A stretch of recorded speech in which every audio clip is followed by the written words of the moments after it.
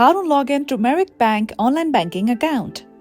Hey everyone, this is Susan from Create Login and Delete, and now let's get started. So first of all, launch any web browser or search engine. Then just search for Merrick Bank and select the link that is on top, which is the official website of the bank. Okay, let's wait for some time. Now once you're on the website, okay, here we are. Now just scroll down below and you can see this portal where you can log in. Now if you tap on this option of credit cards, you can see various options available here. You can choose according to your preference.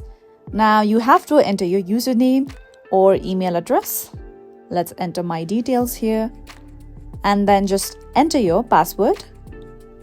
And at last, just simply tap on login so that you can log into your account. Now, in case if you have forgotten your username or password, just tap on forgot username or password, and then bank will provide you with procedures in order to recover your account.